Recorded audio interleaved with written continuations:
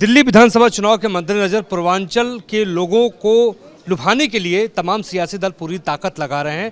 कांग्रेस भी पीछे नहीं है। कांग्रेस के भी तमाम नेता दिल्ली पहुंच रहे हैं और पूर्वांचल के लोगों का मुद्दा उठा रहे हैं। मेरे साथ एक ऐसे शख्स मौजूद हैं जिन्होंने बनारस के भीतर प्रधानमंत्री नरेंद्र मोदी को कड़ी टक्कर दी, जिसकी चर्चा राहुल गांधी ने संसद में की, प्रियंका गांधी ने भी उसकी चर्चा की। मेरे साथ उत्तर प्रदेश कांग्रेस के अध्यक्ष अजय राय साहब हैं। पहला सवाल कि पूर्वांचलियों के लिए क्या करने वाले आप लोग हैं, क्या आप कहने आए हैं दिल्ली? मोदी को कड़ी टक्कर नहीं दी, 7 राउंड पीछे किया, 7 राउंड।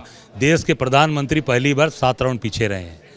तो निश्चित तौर से पूर्वांचल से हम आते हैं और पूर्वांचल के हमारे भाई बहनों से ही कहूँगा कि पूरी ताकत के साथ कांग्रेस के साथ खड़े रहिए। और कांग्रेस ने हमेशा पूर्वांचल के लोगों को आगे बढ़ाया, उनको सम्मान दिया और पूरी तरीके से पूर्वांचल लोग साथ खड़े रहें और हम उनके लिए काम करेंगे। उनके लिए हम अलग से एक मंत्रालय बनाएंगे, एक पूरा डिपार्टमेंट बनाएंगे जो उनके लिए काम करेगा, स्वास्थ्य पे, शिक्षा पे, उनके रोजगार के लिए। और यहाँ पर हम लोग छठ में भी एक बड़ा आयोजन करेंगे। जैसे महाकुंभ में सारी व्यवस्थाएं हो रही हैं, उस तरीके से और मजबूत व्यवस्था हम उनको छठ में करेंगे। आप जिस इलाके से आते हैं, बनारस से आते हैं, वहाँ भी छठ पूजा होती है, पूरा इलाका ही जो है, और छठ एक बड़ा मुद्दा दिल्ली के भीतर है, यमुना की सफाई को लेकर। उसके बारे में क्या विजन आप? नहीं, मैं इतने कहना चाहूँगा कि आज यमुना जी के लिए ये आज बड़ी बड़ी बात बोलने वाली आपकी सरकार ये नहीं कर पाई। और भाजपा कहती कि इनकी जिम्मेदारी दोनों की है। जितनी प्रदेश की जिम्मेदारी यहाँ है यमुना जी को साफ करने के लिए, उतनी ही जिम्मेदारी केंद्र सरकार की भी है। तो दोनों दोषी हैं, दोनों को दिल्ली को जनता को उनको हटाना चाहिए और कांग्रेस को लाना चाहिए। लेकिन आप उत्तर प्रदेश की धरती से आते हैं तो प्रयागराज में एक बड़ी घटना घटी है। भगदड़ में 1 दर्जन से ज़्यादा लोगों की मौतें हुई हैं। कौन कसूरवार है? सरकार कसूरवार है। सीधे ये जो इवेंट किया, एक धार्मिक आयोजन को, एक धर्म के कार्य को आप इवेंट बनाएंगे। इवेंट का नतीजा है कि आप बड़ी बड़ी बातें केवल होर्डिंग पोस्टर दिखाते रह गए।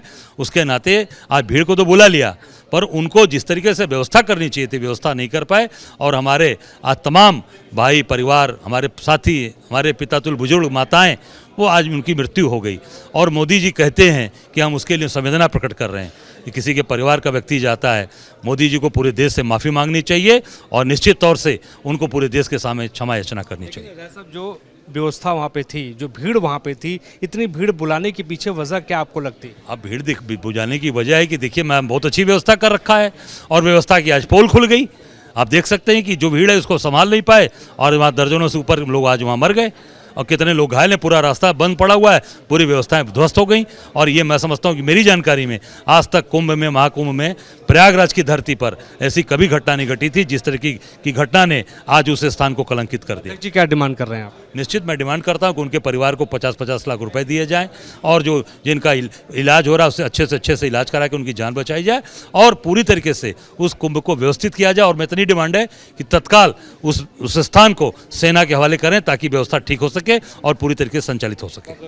बातचीत करने के लिए हमारे साथ अजय राय साहब थे। हमारे सहयोगी राकेश रावत के साथ Mohit Raj Dubey, news Delhi. News nation अब व्हाट्सएप पर खबरों की ताजा अपडेट के लिए न्यूज नेशन के इस QR कोड को स्कैन करें।